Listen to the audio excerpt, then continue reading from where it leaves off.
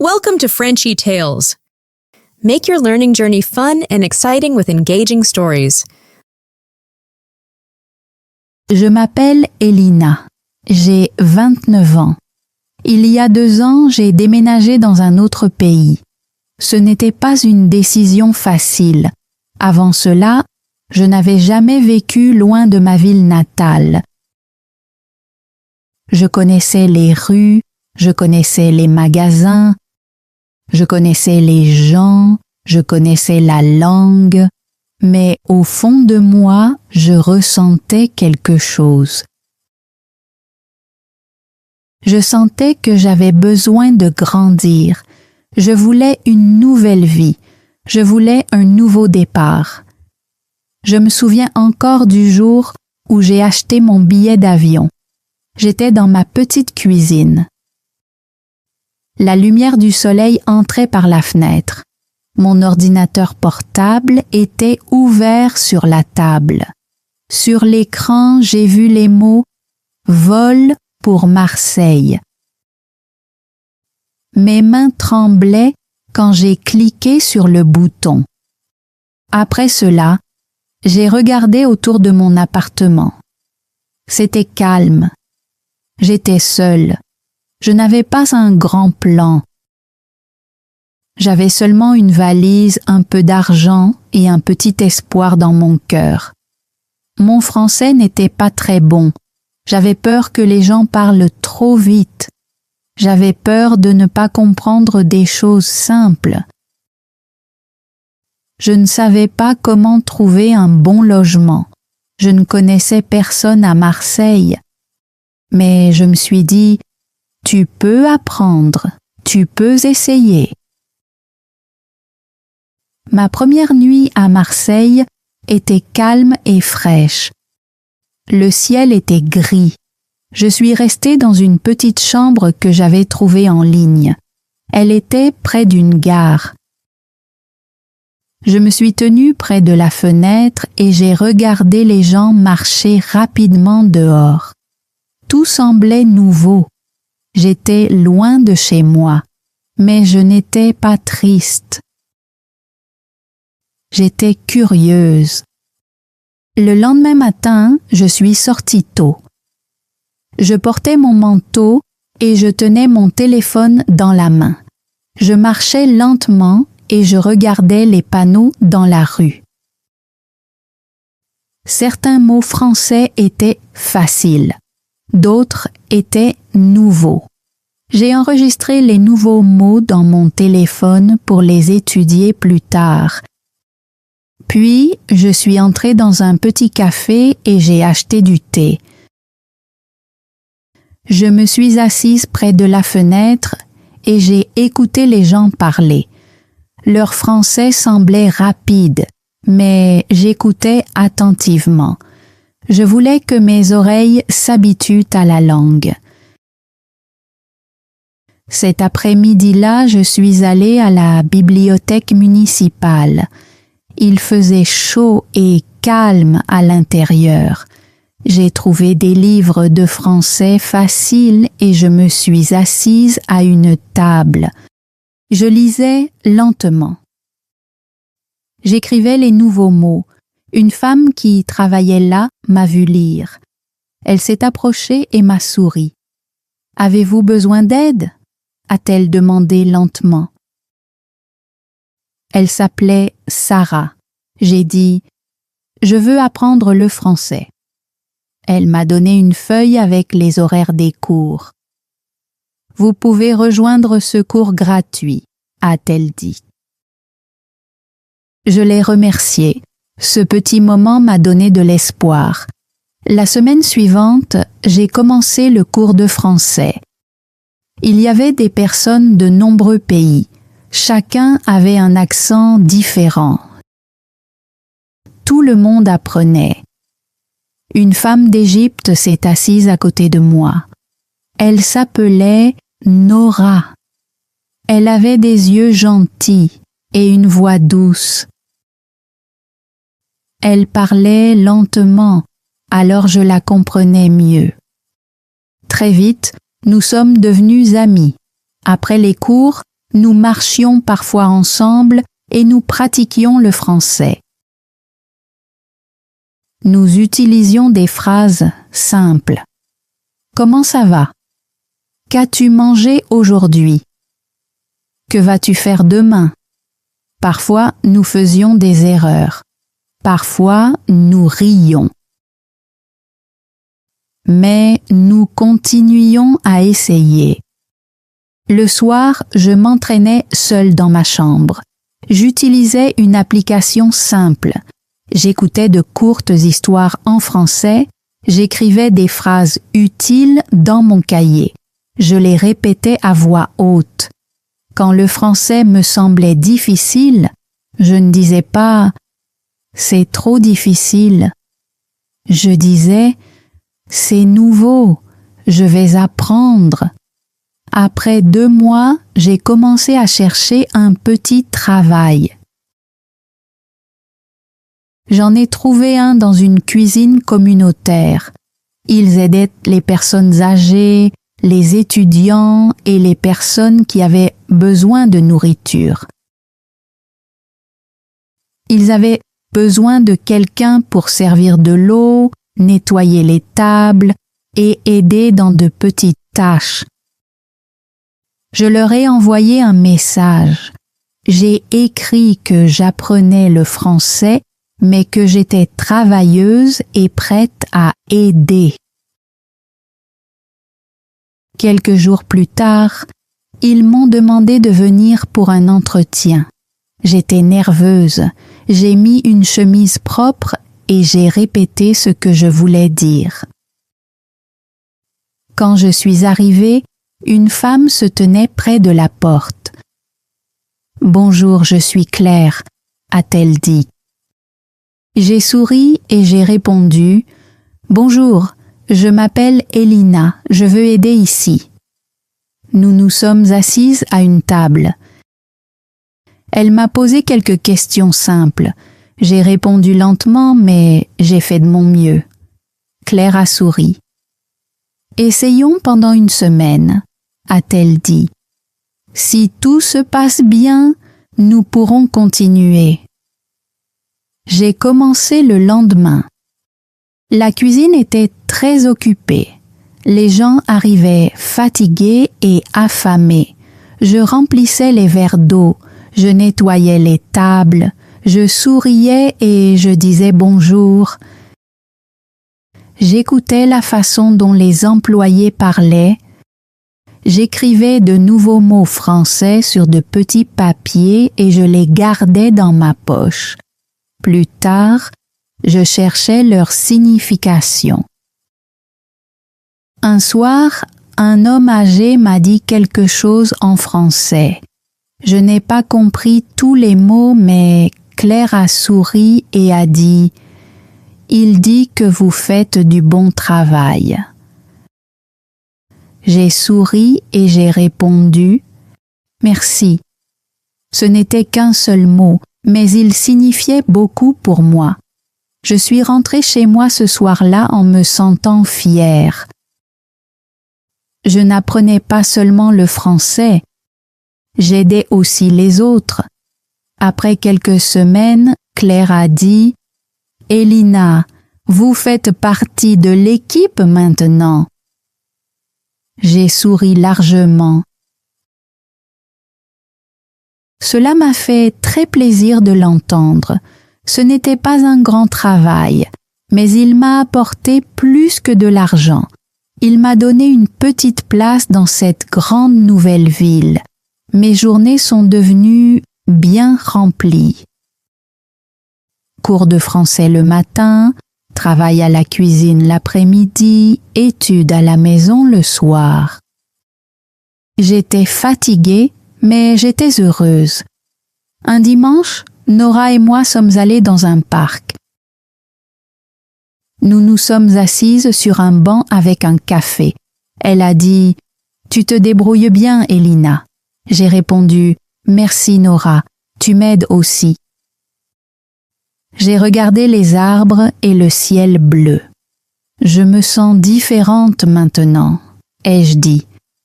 Peut-être que Marseille peut devenir mon chez-moi. L'hiver est arrivé doucement à Marseille. Les journées sont devenues plus courtes, les nuits sont devenues froides, mais je ne me sentais plus seule. J'avais un manteau, des gants et de nouvelles habitudes.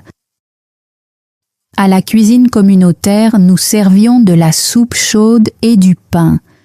Les gens arrivaient avec les mains froides et le visage fatigué. Nous sourions et leur donnions de la nourriture chaude. J'y ai appris davantage de français.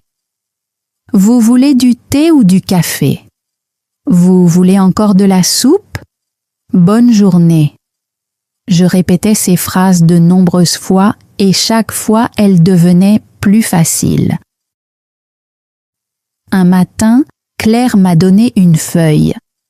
Nous commençons un petit programme de formation, a-t-elle dit. C'est pour les personnes qui veulent apprendre davantage. J'ai lu la feuille.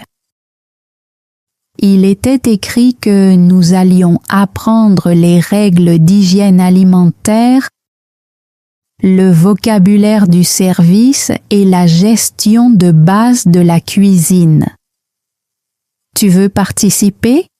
A demandé Claire. J'ai répondu oui. La formation a commencé la semaine suivante. Ce n'était pas facile. Il y avait de nouvelles règles, de nouveaux mots et de petits tests. J'étudiais chaque soir. J'écrivais des notes dans mon cahier. Je demandais à Nora de m'aider à comprendre.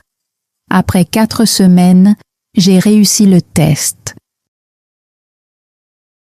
Claire a souri et m'a remis un petit certificat. « Tu as terminé ta formation », a-t-elle dit. J'ai regardé le document. Mon nom était écrit dessus. Il y avait un tampon en bas. Je me sentais fière. C'était le premier certificat que j'obtenais dans mon nouveau pays. Grâce à ce certificat, je pouvais aider davantage à la cuisine. Je servais les repas au comptoir. Je donnais de la soupe et du pain aux gens. J'écrivais de petites notes pour Claire. Je répondais à des questions simples. Un jour, une femme m'a demandé « Depuis combien de temps vivez-vous à Marseille ?» J'ai répondu « Presque 4 mois ». Elle a souri et a dit « Vous parlez bien français ». J'ai souri et j'ai répondu « Merci, j'essaie tous les jours ». Ce petit moment est resté dans mon cœur. En dehors du travail, j'ai commencé quelque chose de nouveau. J'ai rejoint un groupe de marche gratuit près de chez moi. Chaque samedi matin, des personnes se retrouvèrent dans un parc et marchaient ensemble. La responsable du groupe était une femme nommée Hélène. Elle était gentille et pleine d'énergie. Elle disait toujours « La marche n'est pas seulement bonne pour le corps, elle est aussi faite pour l'amitié. » Nous marchions en petits groupes. Parfois, nous étions 10 personnes. Parfois, nous étions plus nombreux.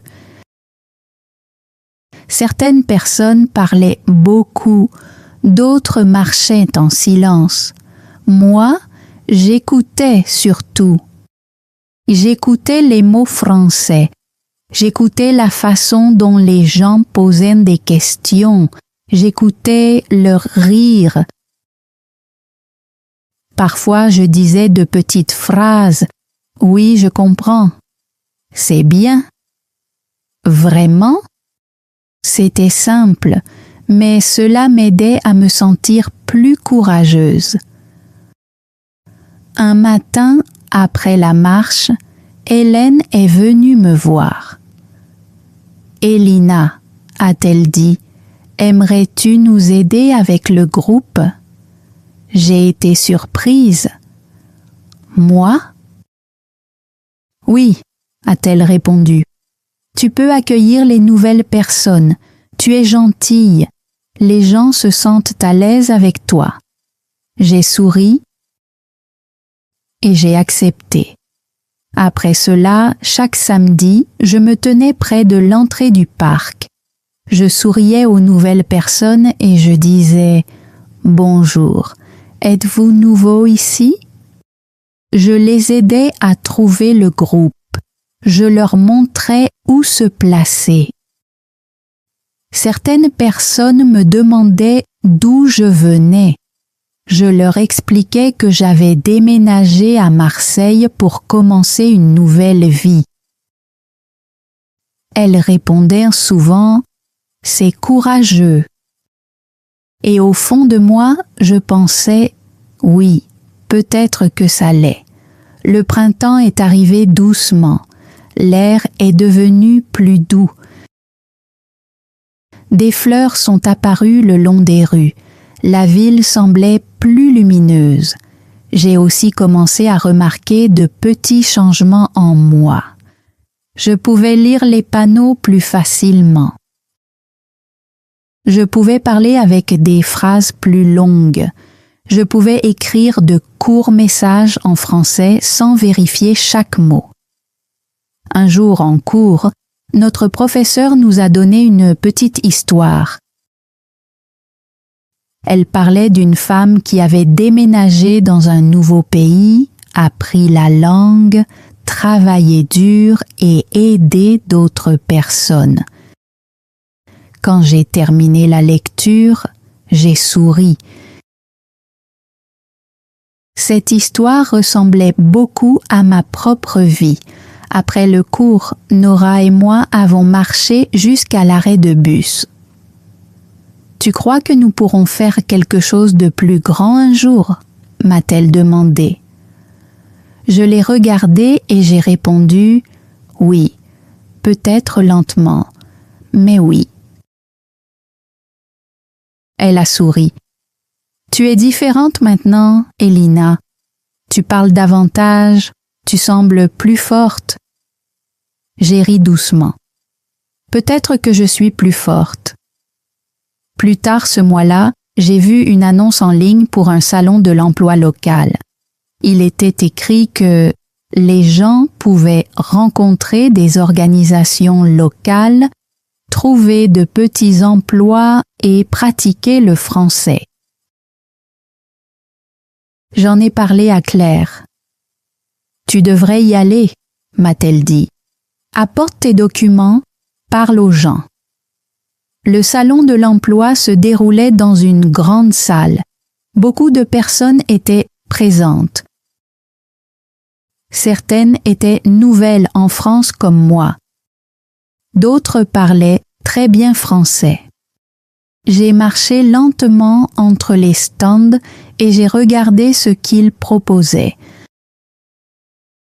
À un stand, une pancarte indiquait qu'une équipe locale d'aide alimentaire cherchait des assistants. Je me suis approchée. Un homme m'a souri et a demandé « Cherchez-vous du travail ?» « Oui, ai-je répondu. J'aide déjà dans une cuisine communautaire. J'ai aussi terminé une formation. Je lui ai montré mon certificat. Il l'a regardé puis a dit « C'est très bien, nous avons un emploi à temps partiel.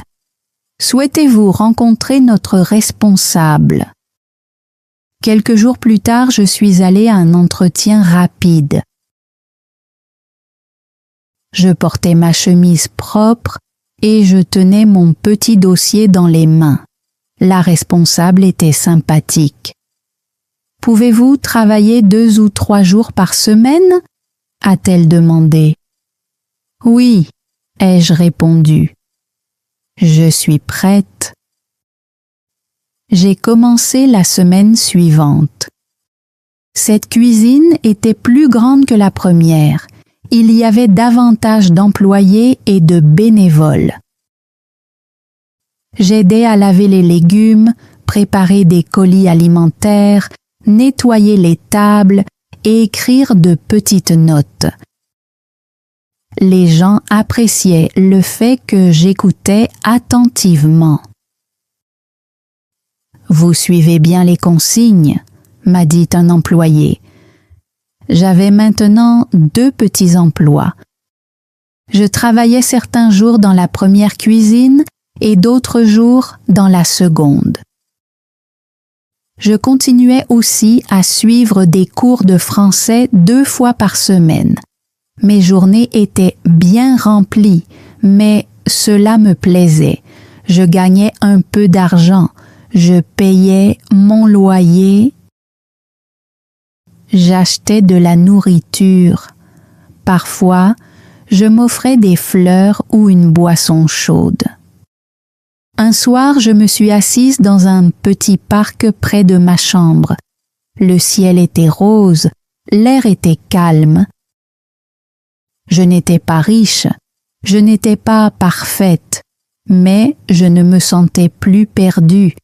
Cette nuit-là, j'ai cherché des formations en ligne.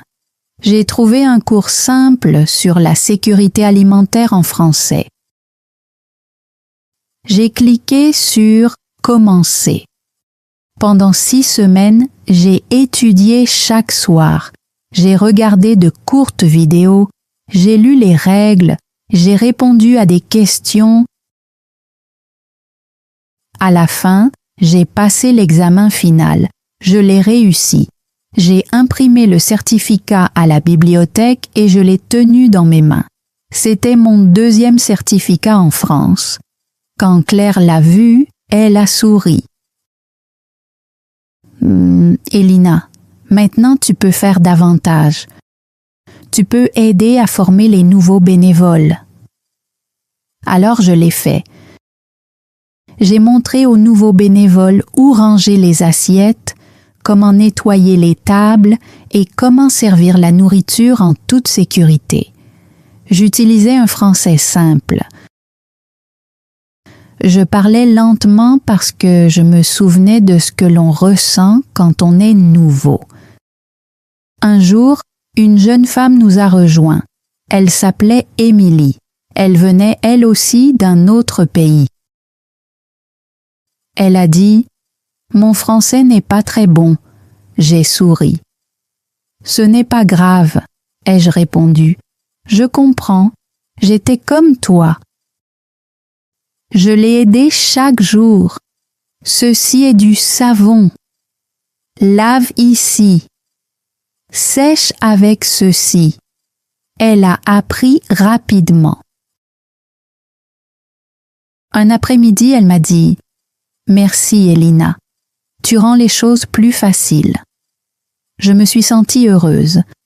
Je n'étais plus seulement la personne qui avait besoin d'aide.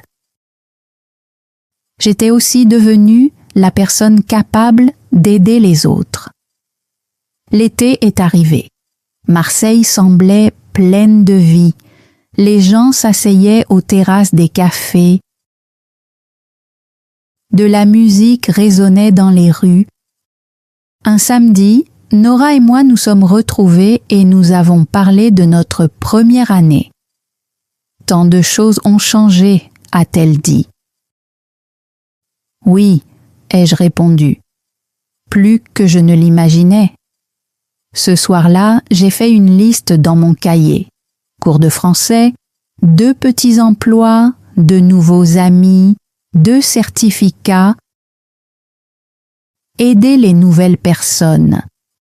Le groupe de marche, apprendre à vivre à Marseille. J'ai relu la liste. Mes yeux se sont remplis de larmes, mais c'étaient des larmes de joie. Je suis arrivée avec une seule valise et beaucoup de peur. Maintenant, j'avais des compétences, des amis, des certificats et une petite place dans ce nouveau monde. Et je continuais à avancer. Un jour, au début de l'automne, mon téléphone a sonné. C'était une femme nommée Laura. Elle travaillait pour un groupe local de formation. « Claire m'a donné votre nom », a-t-elle dit. « Nous lançons un petit projet alimentaire. Nous avons besoin de quelqu'un qui a de l'expérience. Aimeriez-vous nous rencontrer ?» Je me suis sentie nerveuse, mais j'ai répondu oui. La rencontre a eu lieu près de la bibliothèque. Laura était gentille. Elle m'a posé des questions sur mon travail dans les cuisines. Je lui ai expliqué comment j'avais commencé, comment j'avais appris et comment j'aidais les autres. Puis elle a souri. « Nous cherchons quelqu'un comme vous », a-t-elle dit. « Quelqu'un qui peut aider à organiser, former et développer le projet. » Ce soir-là, je me suis assise dans ma chambre et j'ai regardé autour de moi. Je me suis souvenue de mes premiers jours à Marseille. Je ne connaissais personne. Je ne savais pas quoi dire. Je ne savais pas où la vie allait me conduire. Et maintenant, quelqu'un me demandait d'aider à diriger un projet. J'ai pris une grande inspiration et je me suis murmuré « Tu peux essayer ». La semaine suivante, j'ai commencé à travailler avec l'équipe de Laura. C'était seulement une fois par semaine, mais c'était différent de mes autres activités. Nous nous réunissions dans une salle lumineuse avec des chaises, une grande table et un tableau blanc. Nous parlions de nourriture, des familles, des étudiants et des personnes âgées de la communauté. Nous nous posions des questions simples. De quoi les gens ont-ils besoin? Comment pouvons-nous les aider? Comment pouvons-nous rendre les choses plus faciles? Au début, j'écoutais plus que je ne parlais, mais peu à peu, j'ai commencé à partager mes idées. Je dessinais de petits plans sur du papier. J'expliquais les choses avec des mots simples. Une femme m'a souri et m'a dit « Vous expliquez les choses très clairement ». J'ai ri doucement et j'ai répondu « J'ai appris à parler lentement ». Elle a souri. C'est une très bonne compétence. Peu à peu, le projet a grandi. Nous préparions de petites boîtes alimentaires pour les familles. Nous travaillions avec des écoles, des églises et des groupes locaux. J'aidais à rédiger les listes. Je montrais aux nouvelles personnes où se placer, comment préparer les colis et comment suivre les règles. Un après-midi, Laura m'a regardée et a dit « Elina, vous n'êtes plus seulement en train d'aider, vous êtes en train de diriger. » Je ne savais pas quoi répondre. Mon visage est devenu chaud. J'ai baissé les yeux et j'ai simplement dit « Merci ». Ce soir-là, j'ai tout raconté à Nora. Nous étions assises à ma petite table en buvant du thé. Elle a souri et a dit « Je te l'avais dit, tu es en train de grandir. » Je l'ai regardée et je lui ai demandé « Et quelle est ta prochaine étape ?» Elle a ri. « Peut-être quelque chose comme toi, quelque chose qui donne un sens à ma vie. » Nous n'étions plus seulement des étudiantes en langue. Nous étions des femmes en train de construire une nouvelle vie. À la fin de l'année, j'avais beaucoup de responsabilités. Je travaillais à temps partiel dans 2 cuisines. J'aidais une fois par semaine dans le projet de Laura Je participais aussi à de petites formations sur la sécurité alimentaire. Ce n'était pas un seul grand travail, mais ma vie était bien remplie. Je me sentais utile, je me sentais prête pour la suite. J'ai commencé à économiser un peu d'argent chaque mois. Je cuisinais à la maison, j'achetais seulement ce dont j'avais besoin. Chaque petite pièce économisée ressemblait à un pas vers une nouvelle porte. Je voulais suivre une courte formation dans un collège sur l'alimentation et le travail communautaire. Ce n'était pas gratuit, mais je m'en rapprochais de plus en plus. Cet hiver-là, quelque chose de spécial est arrivé. Mon école de français m'a demandé de parler aux nouveaux étudiants. « Raconte simplement ton histoire », a dit le professeur. « Ils ont besoin d'entendre quelqu'un comme toi. » Je me suis tenue devant la classe. Mes mains tremblaient un peu. 10 nouveaux étudiants me regardaient avec des yeux nerveux. J'ai souri et j'ai dit « Je m'appelle Elina. Quand je suis arrivée à Marseille, mon français était faible. Je ne connaissais personne. J'avais peur. Mais j'ai commencé par de petites choses. J'ai étudié, j'ai travaillé, j'ai fait des erreurs. Et, petit à petit, ma vie a changé. Une femme a levé la main et a demandé « Est-ce que c'était difficile ?» J'ai hoché la tête. Oui, mais c'était possible. Ce soir-là, je suis rentrée chez moi pendant que le vent froid soufflait dans les rues. Je me suis souvenue de ma première nuit à Marseille, lorsque je regardais par la fenêtre et que je me sentais si loin de chez moi. Cette femme avait peur, mais elle ne s'est pas arrêtée. Au printemps, j'ai posé ma candidature pour la formation. J'ai utilisé l'argent que j'avais économisé. J'ai envoyé mes documents et j'ai attendu.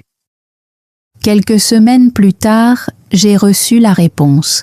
J'étais acceptée. J'ai pleuré de joie ce soir-là. La formation avait lieu chaque samedi pendant 3 mois. Je prenais des notes, je posais des questions, je restais après les cours lorsque je ne comprenais pas quelque chose. Quand j'ai terminé, on m'a remis un certificat. Je l'ai tenu dans mes 2 mains. C'était mon 3e certificat en France, mais celui-ci me semblait plus important. Comme s'il disait « Tu as ta place ici ». Les mois ont passé. Je travaillais toujours dans les cuisines. J'aidais toujours dans le projet alimentaire de Laura. Mais maintenant, je marchais avec plus d'assurance.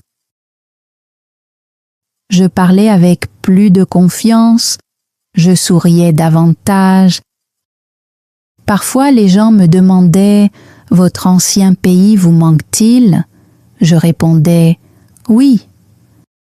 Puis je souriais et j'ajoutais « Mais Marseille est aussi chez moi maintenant ». Un dimanche, je me tenais près du même portail du parc où j'accueillais les marcheurs. J'ai vu une femme seule. Elle semblait nerveuse. Je me suis approchée d'elle avec un sourire. « Bonjour », ai-je dit. « Vous êtes nouvelle ici ?» Elle a hoché la tête. « Oui, je suis arrivée ici la semaine dernière. » Je lui ai souri chaleureusement. « Bienvenue », ai-je dit. « Vous n'êtes pas seule. » Merci d'avoir regardé cette histoire jusqu'au bout. Si vous êtes resté jusqu'à la fin, je vous remercie sincèrement. L'histoire d'Elina nous enseigne quelque chose de simple. Une nouvelle vie ne se construit pas en un seul jour. Elle se construit pas à pas avec du courage, de la patience et de petits efforts quotidiens. Maintenant, j'ai un petit exercice pour vous. Le mot français du jour est courage. Écrivez une phrase simple dans les commentaires avec le mot courage. Par exemple, Elina a du courage ou j'ai besoin de courage pour commencer une nouvelle vie. Et dites-moi aussi, accepteriez-vous de déménager seul dans un autre pays, oui ou non? Si cette histoire vous a aidé à pratiquer votre compréhension du français, n'oubliez pas de vous abonner à Frenchy Tales pour découvrir d'autres histoires simples en français. Continuez à écouter, continuez à pratiquer et à bientôt dans une nouvelle histoire. Thanks for joining Frenchy Tales. Don't forget to like, subscribe, and keep learning through stories. See you next time.